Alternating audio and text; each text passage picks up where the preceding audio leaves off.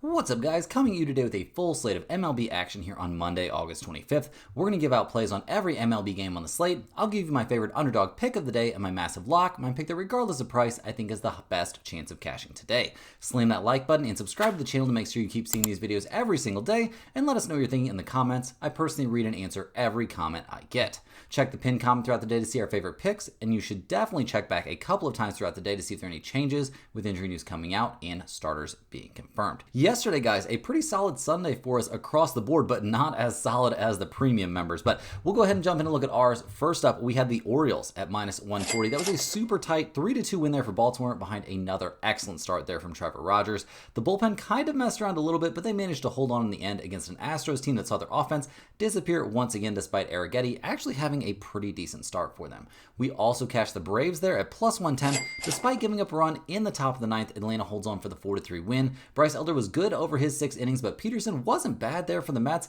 but their bullpen wasn't amazing, with Gregory Soto giving up a couple of runs and eventually taking that loss. So a 2-0 start went to a 3-0 start there with the under coming through for us in that Cleveland-Texas Rangers game. Under, it was good as gold, a 5-0 win there for the Rangers. Merrill Kelly was lights out over his 7 shutout innings, and while Gavin Williams wasn't great, the Cleveland bullpen continues to be awesome, and we comfortably cash our under in that game. Unfortunately, the Blue Jays did let us down. We had them at minus 135, a tough 5-3 loss, a mediocre start there from Gausman. Yuri Perez finally, after a pretty tough stretch there, gets back after putting up 6 solid innings, and the Miami bullpen held up well against a decent Blue Jays offense that had a pretty bad day. We also bricked our dog of the day. We went for it pretty hard there. We had the Athletics at plus 145. It was a bit of a long shot. We backed a young Jacob Lopez, and he had one of those days you occasionally see from a young pitcher where he just couldn't put the ball where he wanted at all and got shelled while walking 6 batters. So not great there, but we did cash our massive lock of the day. We had the Cubs.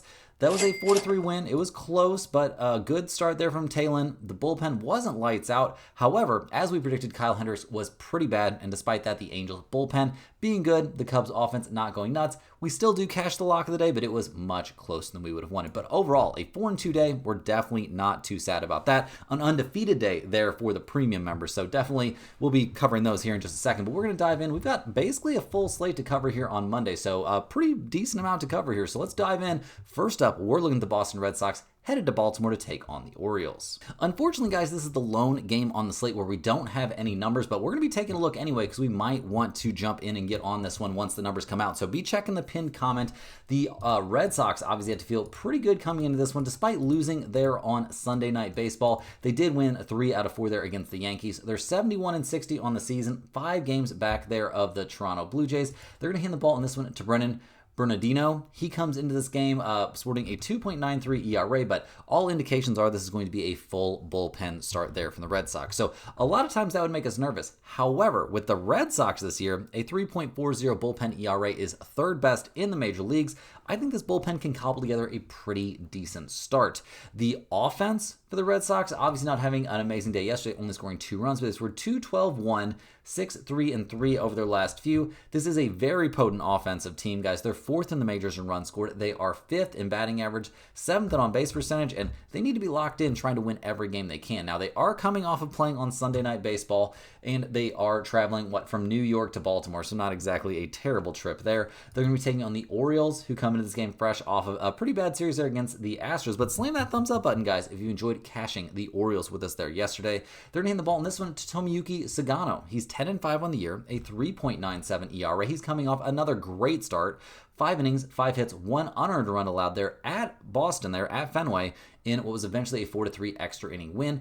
Also, the Orioles are 5-0 over his last 5 starts. He's coming off a great start against the Red Sox, so we'll see if he can run it back against them this time. It's the only time he's faced them this year, but Sagano's thrown the ball probably the best he has all year long. The bullpen for Baltimore is a concern. A 4.69 bullpen ERA puts them among the worst in the majors, but the offense has found a way recently. 3.87, 2-4-6 over their last few games is not terrible. They're 17th in the majors in runs scored, 21st in batting average, 24th in on-base percentage, but they're in the top half of the majors in slugging percentage, so this team has some pop at the plate. Now, looking at the trends for this game, since we have no numbers, Boston, 4 games below 500 on the road, 36, 27, and 1 to the over on the road. The Orioles are 30 and 33 at home, 33, 28, and 2 to the over at home. So we'll have to wait and see on this game, obviously, until we get numbers, but I would be not shocked to see me liking the Orioles potentially in this spot. Next up, guys, we're looking at the Atlanta Braves going on the road to take on the Miami Marlins. Slam that thumbs up button once again if you enjoyed cashing the Atlanta Braves with us yesterday on that 4-3 win they had over the Mets. At 59-71, this team is clearly not headed anywhere important this year, but they're still trying hard. They're still playing their game. Unfortunately for them, they're going to hand the ball to Spencer Strider in this one, who's had a hell of a time recently. He's 5-11 on the year, a 5.24 ERA, thanks in large part to his last 3 outings all being disasters. He got shelled by the Brewers, the Mets, and then got destroyed by the White Sox his last time out there. Just not throwing the ball very well. He's going to go up against the Marlins here, not the scariest offensive team, and he hasn't faced them this season, but the dude is just not throwing the ball right now. So we'll see what he looks like. I'm definitely worried about him. A little less worried about that Braves bullpen, but yeah, it's not an amazing bullpen, don't get me wrong. The offense, not killing it. 4, 2, 7, 1, 11, and 9 over their last few doesn't look terrible, but this is not exactly an elite level offense. They're 16th in the majors in runs scored, but 20th in slugging percentage and 19th in batting average. So they're not a joke, but they're also not an offense that I'm really that thrilled about. So we'll see what they do here against the Marlins, who did get that win yesterday against Toronto. That one cost us. They're going to hand the ball in this one to Edward Cabrera, who's 6-7 on the season, a 3.52 ERA. His last start, he got shelled by the Cardinals, and honestly, his last 2 in a row have been pretty bad, which was weird to see because he'd been throwing the ball amazing there for quite a while. He had a great 8-inning start there at Atlanta back on the 8th, struck out 11, gave up 2 hits and 1 earned run over 8 innings and a 5-1 win. You would think this would be the bounce back spot of the year for Cabrera. Obviously, 2 bad starts in a row. Maybe he gets back after it in this one. We'll kind of have to wait and see. The odds makers don't love him, though, so we'll keep an eye on this one for sure. Now, the Marlins bullpen, always a concern. A 4.06 bullpen ERA, right there, just about as bad as the Braves is. And the offense, that's not been a disaster. 5, 6, 2, 6, and 4 over their last few is not terrible. They're currently 20th in the majors in runs scored, 12th in batting average, and 18th in slugging percentage. They've got some real bats out there. The Marlins aren't awful this season. Now, looking at the numbers here, I'm pretty surprised. The Braves are minus 125 with Strider on the mound. The Marlins are plus 105. We've got totals out there of 8 or 7.5. Atlanta's 25-38 on the road, so a bad road team. 31-27-5 to the over on the road. The Marlins are 29-35 at home, 35-29 to the under at home. I don't see a lot that I like on the total side in this game. Maybe a slight lean towards over 7.5, but I really think the way you want to go in this one is taking the Marlins. At plus money, it feels like a very reasonable spot for Cabrera to bounce back.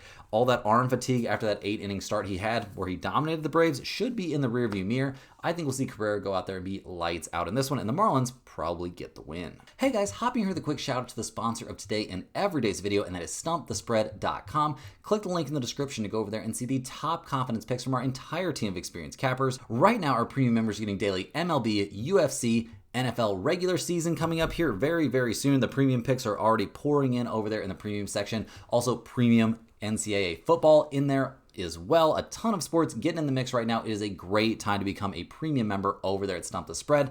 Major League Baseball has been our most profitable sport the last few years in a row and has had a great 2025 season so far, punctuated by a perfect day there on Sunday. At StumpTheSpread.com, you'll be able to see exclusive free picks that are only posted there, our free-to-use bet size calculator, which I definitely recommend you take advantage of here heading into football season, and our premium top confidence picks, which might not usually will not always match what you see here in the videos, as I'm not the premium MLB handicapper over there at Stump the Spread. We have a monster with many more years of experience, well over a decade of experience capping MLB, and guys, looks like he's poised to go on another heater because he went undefeated there on Sunday, guys, on the 24th. 4 premium MLB picks. He did have one push, a push there on that total on the Toronto-Miami game. Total, he took under 8. There were 8 runs scored in that one. But other than that, he was undefeated. He had the no-run first inning there in that Colorado-Pittsburgh game. A very solid play there. Not one I would have even considered, and he gets that one cashed. Had the Rangers as a one-unit play, a solid win there, and had the Tampa Bay Rays as a one-unit play, and they beat the Cardinals 7-2. So very good stuff. A 3-0 day there. A nice bounce back after a little bit rough day there across 3 different sports on a Saturday, but a very, very good, perfect day. Doesn't get much better than going perfect there yesterday. So very good stuff on the premium side, guys. Definitely get over there and check that out. A ton of work goes into those premium picks every single day, and that guy, man, it's a very, very sophisticated algorithm that he uses, and he uses a ton of different ways, an insane amount of data points on every single game. It's more than I could possibly ever cover here in some little YouTube video that takes 45 minutes. Like, he is getting after it. Also, a similar amount of work going into the NFL plays that are already posted for week 1 in the premium section, with more and more coming in.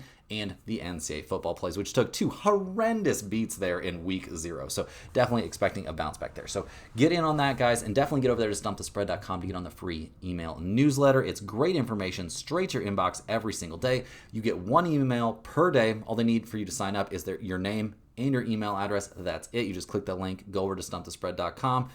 And it's very, very easy to sign up for that email newsletter. And yeah, like I said, 1 email per day straight to your inbox. At least 1 free pick in there, oftentimes 2. Information on niche sports betting like golf, NASCAR, tennis, WNBA is often covered in those newsletters, and it's just a great, great resource. Tons of NFL information is going to be coming out in there as well. I know a ton of NASCAR just went out the other day. Like, it's a great resource to check out every single day, and there are parlays included in those emails. So definitely get on that email list, guys. Also, if you're a huge fan of what you're seeing from us here every single day, sign up for a YouTube channel membership by clicking the little join button right below the video. YouTube channel members get early access to all of our videos, get their name up on screen in every video, and more importantly, get access to our members-only giveaways. We give away 1 Stump the Spread hoodie to a channel member every single week, and we do it by spinning this wheel. The name of every single YouTube channel member is on this wheel. We're about to spin it, find out who becomes the winner of the Stump the Spread hoodie. A ton of members, guys, so I appreciate all you YouTube channel members over there. We're going to be giving away a free hoodie this week to Trav. Trav, get down there in the comments. Let us know that you see that you won the giveaway. We'll get that hoodie out to you as soon as possible. Usually, if you let us know right away, we can get that ordered up, and it can be to you as quickly as 1 week. So definitely, get down there in the comments, Trav, and let us know that you won. And guys, if you're interested in becoming a channel member, definitely consider clicking that little join button right below the video to sign up, and you'll be in for have a chance at this giveaway 1 week from today. But guys, we got to go ahead and dive back in. We've got a ton of games to cover here on a very respectable Monday slate. Sometimes these Monday slates are a little bit light. And next up, we're going to be looking at the Tampa Bay Rays heading to Cleveland to take on the Guardians. The Rays come into this game fresh off of winning 2 out of 3 there against the Cardinals, so solid stuff there. At 4 games below 500, though, they've got an awful lot of work to do over the last bit of the season. They'll hand the ball in this game to Ian Seymour. This young 26-year-old comes into this game looking to make a start here. I believe it's his first start of the season. Has he started? I'm not sure if he started any other games or not. Usually a bullpen guy, but he's been in long relief, and he's looked pretty good his last couple times on the mound. Well, not his last couple. He did have a rough time there against the Yankees, but overall has put up some decent outings, so we'll see what he can do here. I guess it is a bounce back spot for him technically after getting shelled by the Yankees, but we'll see. He's a young guy, a young lefty. He could be great. He could also struggle a little bit. Now, the bullpen behind him has been decent this year. A 3.81 bullpen ERA doesn't look great right now, but they didn't have a terrible series there against the Cardinals, so maybe they'll be all right for this one. Offensively, Tampa Bay really came to play there. 7, 10, 4, 4-3-1 over their last few, but that series against the Cardinals, they hit the ball really, really well. So maybe a step in the right direction for an offense that showed at different points this year it can be elite. They're taking on a Guardians team that now at 64-65 on the season has lost 5 in a row and are just watching their playoff hopes fade. They'll hand the ball in this game to Tanner Bybee, who's 9-9 this season, a 4.62 ERA. His last start, not his best stuff. 5 2/3 innings pitched, 7 hits, 4 earned runs allowed, and a 6-5 loss there at Arizona. So we'll see what he can do here against Tampa Bay. Definitely a bounce back spot for him. Not a guy that I've been super high on this year, if I'm being completely honest. So we'll see what Bybee can do. The Cleveland bullpen's been excellent this season. That's not been a problem for them. A 3.60 bullpen ERA, obviously elite. The offense, though, they've gotten shut out 2 games in a row. They've scored 0-0 and 3 in that series at the Rangers. So maybe coming back home will help. This is not an offense that I really think is very elite, though. There's 27th in runs scored. They're last in batting average. You guys kind of get the picture. Not a great team at the plate. So looking at the numbers for this game, I'm a little bit surprised. The Rays are plus 130. The Guardians are minus 155. Totals out there of 8 or 8.5. Tampa Bay's 29-34 on the road. 33-28-2 to the under on the road. Cleveland's a 500 team at home. 31-29-2 to the over at home. I'm definitely not backing the Cleveland Guardians right now. They haven't scored a run in 18 innings. I'm going to back the Tampa Bay Rays at plus 130. Bank on the idea that maybe Ian Seymour is going to have a good start. Is it going to make the pinned comment? No, because I don't trust him to have a good start, but I do think taking the team that's plus 130 makes a lot of sense in this spot. Next on the docket, we're looking at the Washington Nationals going on the road to take on the New York Yankees. The Nationals just took a tough 3-2 loss there yesterday at Philadelphia. They did win 1 out of 3 in that series, so they're trying to stay respectable, but at 53-77, they're not going anywhere near the playoffs. They'll hand the ball in this game to Brad Lord. This young 25-year-old's coming off a mediocre start there against the Mets. 5 1/3 innings, 7 hits, 4 earned runs allowed. We'll see if he can look a little bit better here against the Yankees, but I wouldn't necessarily say this is an easier pitching spot for him. Somebody, that's trying to transition over from being a bullpen guy to a starter, and he's looked good in some outings, so I'm not, out on Brad Lord or anything like that, but we're going to see some growing pains from a young 25-year-old out there on the big league mound. The bullpen behind Brad Lord is terrible. Obviously, the Nationals bullpen's been the worst bullpen by bullpen ERA all year long, and the offense didn't look amazing there against the Phillies, and over the course of the season they've been borderline respectable. 21st in runs scored, 20th in batting average, 23rd in slugging percentage. They've definitely got work to do here in the offseason, but they're not a pushover at the plate. So we'll see what they do here against the Yankees, who got that desperately needed 7-2 win there in Game 4 of that series against Boston. But losing 3 out of 4 there puts them 5.5 games back of Toronto in the AL East. They're going to hand the ball in this one to Cam Schlittler. He's 1-2 on the year, a 3.22 ERA. This young 24-year-old's coming off a couple of his best starts in the majors, but honestly, his last 4 outings have been lights out, giving up a grand total of 5 earned runs over his last 4 starts. Somehow the Yankees are only 1-4 over that span, but he's been throwing the ball great. We'll see what he can do here against the Nationals. He hasn't faced them this season, but I'm expecting very good stuff from him in this game, and so are the odds makers. Now the Yankees bullpen, on the other hand, not so amazing. Definitely something that could come back to haunt them, when it comes to playoff seeding or making the playoffs at all, or in the playoffs. So we'll see how that goes. The offense coming up with 7 runs was desperately needed. They scored 7, 1, 0, and 3 in that series against Boston. So not swinging the hottest bats. They are still 3rd in the majors in runs scored, 13th in batting average. So definitely a legit team at the plate. Looking at the numbers for this game, I don't know if they're quite that legit. The odds makers have the Nationals at plus 192, the Yankees at minus 225. Totals out there of 9 or 9.5. Washington's 27-37 on the road, 32-27-5 to the over on the road. The Yankees are 37-28 at home, 35-28-2 to the under at home. I think under 9.5 is probably my favorite lean in this game. I don't think Brad Lord's going to go out there and be a disaster in this spot. He might. It's not impossible, but I think Schlittler's going to be very good, and that's why I think the Yankees will probably win this game, but minus 225 is too rich for me, and I don't love it. I'll definitely take the under 9.5 here as a much better lean. Rolling along here, guys, we're looking at the Minnesota Twins going on the road to take on the Toronto Blue Jays. The Twins come into this game losers of 2 out of 3 there at the White Sox, and at 59-71 on the year, they are not headed anywhere important. They're going to give the ball to Joe Ryan in this game. He's 12-6 on the year, a 2.77 ERA, but he's coming off a bad start against the Athletics. 4 innings, 7 hits, 5 earned runs. Not his best stuff. Maybe he wasn't fully locked in for that game or something, but really kind of embarrassing stuff there to get shelled.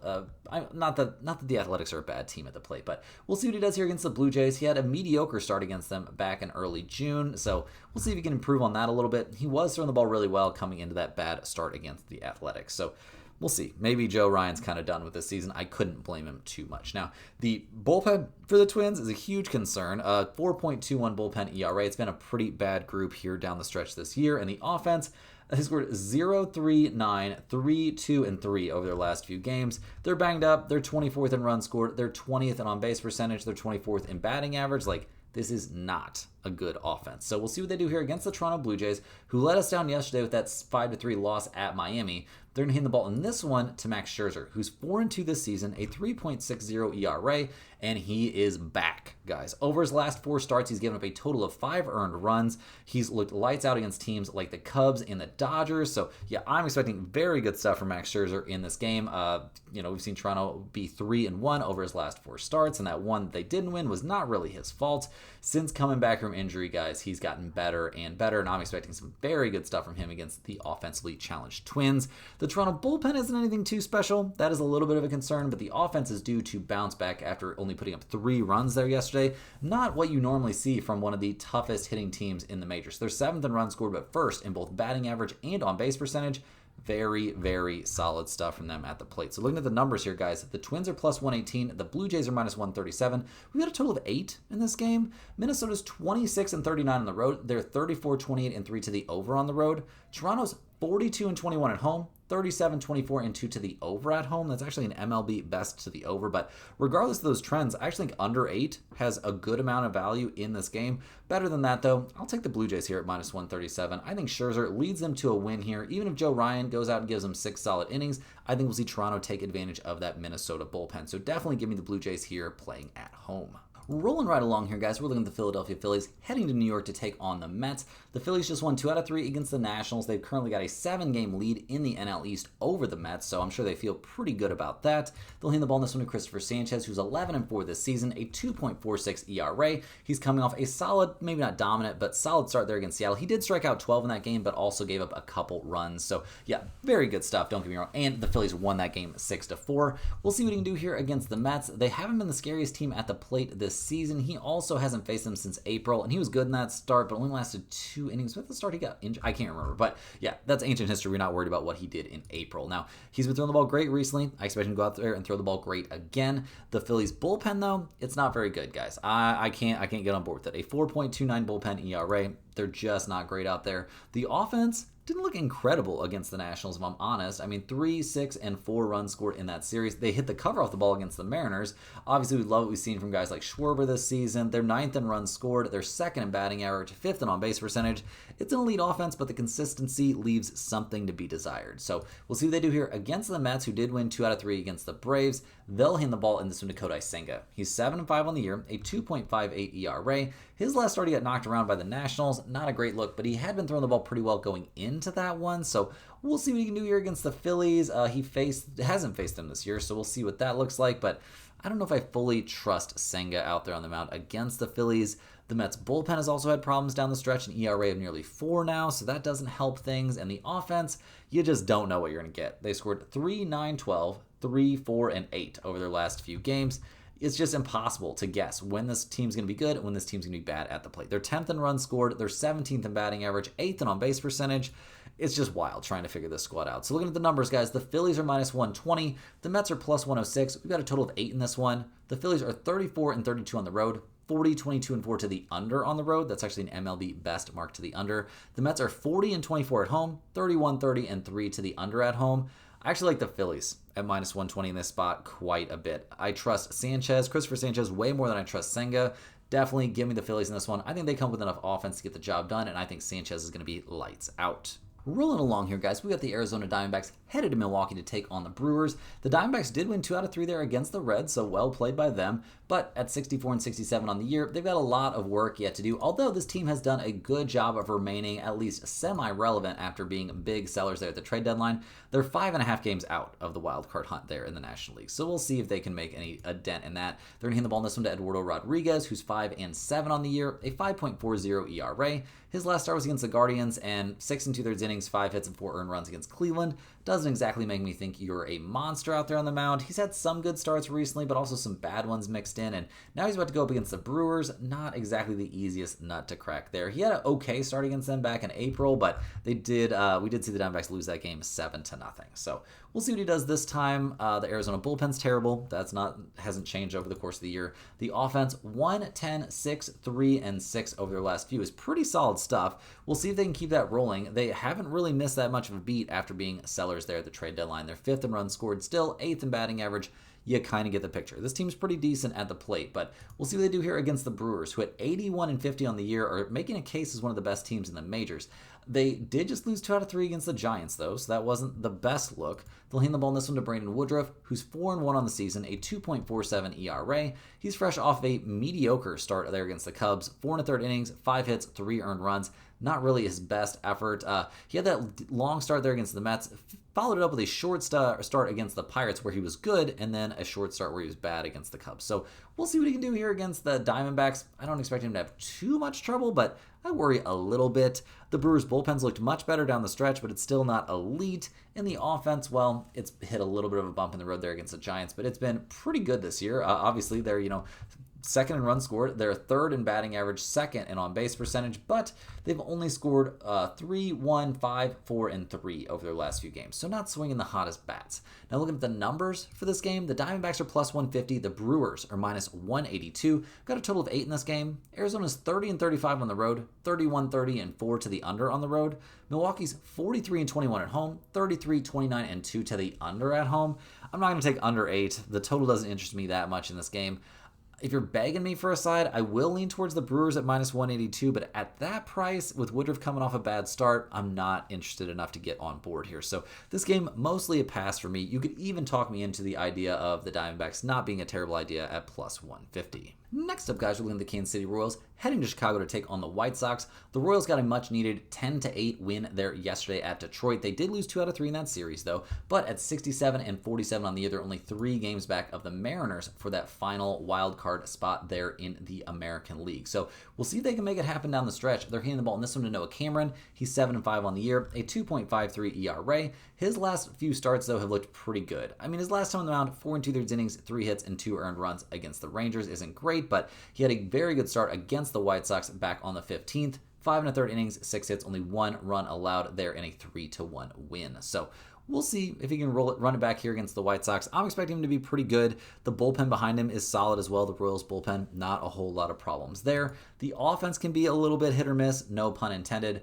They did score 10 runs in their last game, but 2, 5, 6, and 3 in the games before that. Not an elite offense. They're still 28th in runs scored. They're still 23rd in on-base percentage, but they are improving at the plate down the stretch. So we'll see what they do here at the White Sox, who just won 2 out of 3 against the Twins at 47 and 83 on the year. I don't know if I'm terrified of this team. They're going to give the ball to Shane Smith in this one. This young 25-year-old's shown some great stuff this year at different points, but he's 3-7 on the season, a 4.12 ERA after getting knocked around by Atlanta his last time on the mound. Doesn't fill me with tons of optimism. We'll see what he can do here against the Royals, a team that he faced back in early May and was pretty good over his 5 innings, but we did see the White Sox lose that game 3-0. So we'll see what happens there. The White Sox bullpen, not terrible, but not great. Their offense, swinging the bat pretty well right now, but over the course of the year, they've been pretty bad. So I would be a little bit surprised. I mean, they scored 7, 7, and 8 runs there against the Twins. Is that going to continue against the Royals?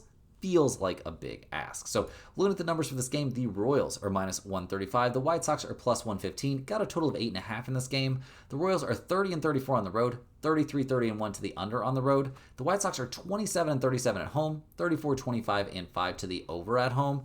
This game, I'm not showing tons of value. I will lean slightly towards the Royals here with Noah Cameron on the mound, but it's a very slight lean. Definitely going nowhere near the pinned comment. You could maybe talk me into under 8 as well, but once again, guys, this game, more of a stay away spot than anything. Cruising through these games, we're looking at the Pittsburgh Pirates going on the road to take on the St. Louis Cardinals. The Pirates did manage to finish off that sweep of the Rockies there, so well played, but 57 and 74 on the season isn't getting you anywhere important. They're going to hand the ball in this one to Johan Oviedo. He's 1-0 on the year, a 4.50 ERA. This is only his 3rd start of the season, and he's actually looked really good. A great start there against the Giants, a very good start against the Toronto Blue Jays, and both of those games were wins for the Pirates. So honestly, very, very good stuff. We'll see what he can do out there against the Cardinals here. The Pirates bullpen has been respectable at some points this year, but currently not looking too hot, although, didn't have a bad time against the Rockies. The offense, 4, 5, and 9. Very good stuff for a team that's last in the majors in runs scored and 30th in the majors as well in slugging percentage. Definitely not a scary offense, so we'll see what they do here against the Cardinals. They come into this game 64 and 67 on the season, 5.5 games out of the wild card there in the National League. They just lost 2 out of 3 against the Rays. They're going to hand the ball in this one to McGreevy. He's 5-2 this year, a 4.42 ERA. His last start, he struggled a little bit against the Marlins, but the Cardinals did kind of bail him out there, getting the 7-4 win. He's looked okay, definitely not terrible. He did have bad starts there against the Padres, but I would say his last 3 outings actually weren't awful. So we'll see what he does here against the Pirates. Obviously a team you wouldn't think he'd have to be too scared of. The bullpen for the Cardinals has been elite. A 3.68 ERA has kept them in the top 5 or 6 most of the season. The offense, though, has not been the hottest down the stretch. 2, 6, 7, 2, 7, and 8 over their last few isn't awful, but gone is the time where this was looking like a top 5, kind of offense. That's not really the case anymore. They're 15th in runs scored. They're 14th in batting average. So yeah, we'll see. We'll see how things go for them in this one. The odds makers do like the Cardinals. The Pirates are plus 115. The Cardinals are minus 135. Got a total of 8.5 in this game. The Pirates 18 and 44 on the road. 36, 23, and 3 to the under on the road. The Cardinals are 35 and 30 at home, 33, 28, and 4 to the over at home.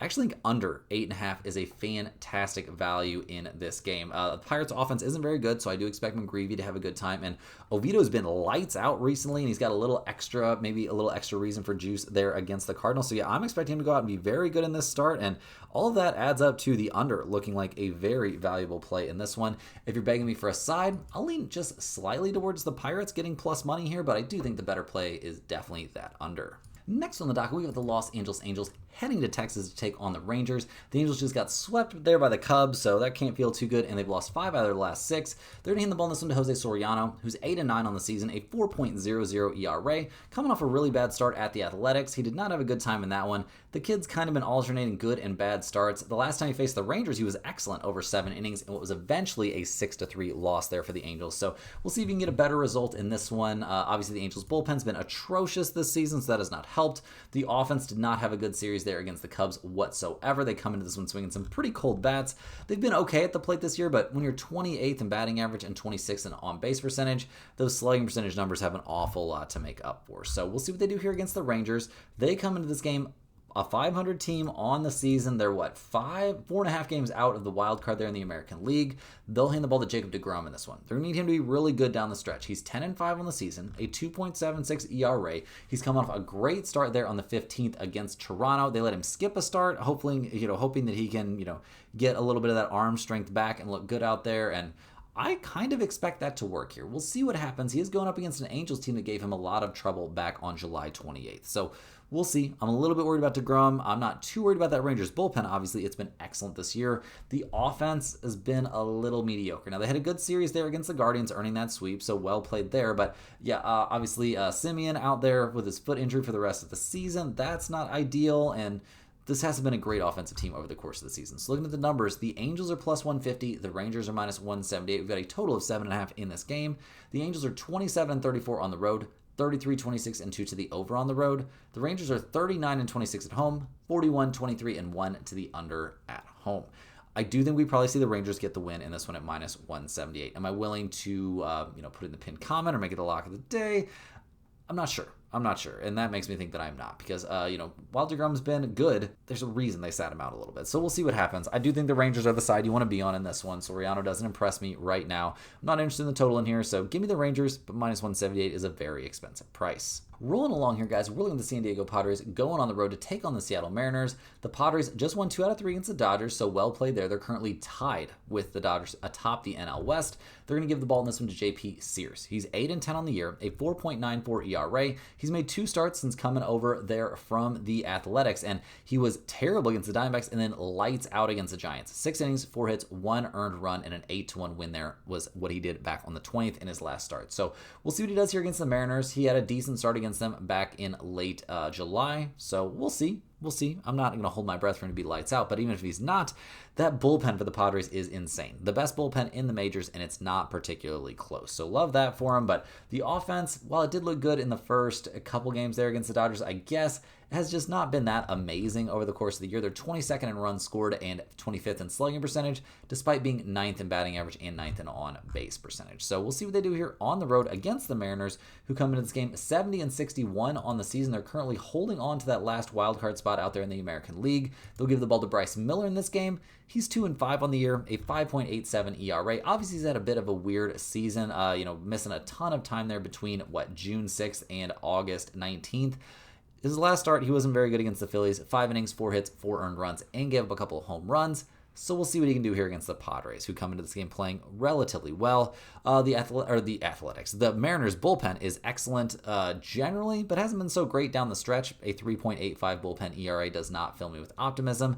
The offense for the Mariners, they came with 11 runs there in the last game of that series against the Athletics. Cal Raleigh hitting a couple home runs there. 49 home runs, breaking the catcher record. Wild stuff. They're 13th in runs scored this year, but 22nd in batting average. We'll see what they do in this one. Now, looking at the numbers, the Padres are plus 110, the Mariners are minus 130, a total of 8 in this game. The Padres are 31-35 on the road, 37-27-2 to the under on the road. The Mariners are 38-26 at home, 31-29-4 to the over at home.